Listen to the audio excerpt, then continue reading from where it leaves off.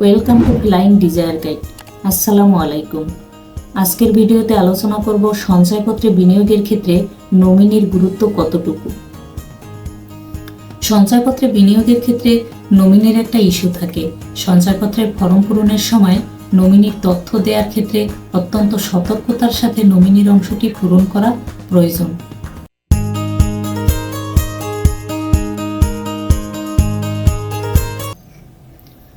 সঞ্চয়পত্রের nominee করছেন কাকে আরেকবার ভাবুন। সঞ্চয়পত্রের ক্ষেত্রে গুরুত্বপূর্ণ একটি অংশ হচ্ছে নমিনি। সঞ্চয়পত্র কেনার সময় ফর্মের নমিনির নাম উল্লেখ করতে হয়, কেউ আবার উল্লেখ করেনও না। নমিনি আবার একাধিকও থাকতে পারেন। কোনো কারণে গ্রাহক মারা গেলে টাকা পাবেন নমিনি। জাতীয় সঞ্চয় অধিদপ্তরের কর্মকর্তাদের মতে, গ্রাহক মারা গেলে সঞ্চয়পত্রের মালিকানা নমিনির নামে স্থানান্তর করা হয়। তিনি টাকা নগদায়নও করতে পারেন। সেক্ষেত্রে 5 ধরনের তথ্য ও কাগজপত্রের দরকার পড়বে।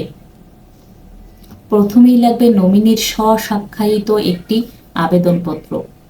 এছাড়া মূল গ্রাহকের মৃত্যু সনদের সত্যায়িত অনুলিপি। আরও লাগবে গ্রাহকের জাতীয় পরিচয়পত্রের অনুলিপি।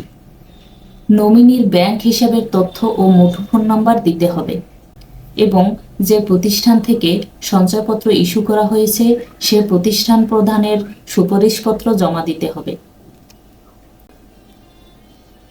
তবে নমিনি অপ্রাপ্তবয়স্ক হলে সঞ্চয় অধিদপ্তর সব পক্ষের সঙ্গে আলোচনা করে মালিকানা ঠিক করবে। তার আগে অভিভাবকত্ব সনদ নিতে হবে আদালত থেকে, পরে ইস্যু অফিসে তা দাখিল করতে হবে। সেক্ষেত্রে নগদায়ন হবে আদালতের নিয়োগ করা অভিভাবকের অনুকূলে। আজকের ভিডিওতে এই পর্যন্তই। নমিনির সকল খুঁটিনাটি বিষয় সম্পর্কে আলোচনা করা হবে আগামী ভিডিওতে।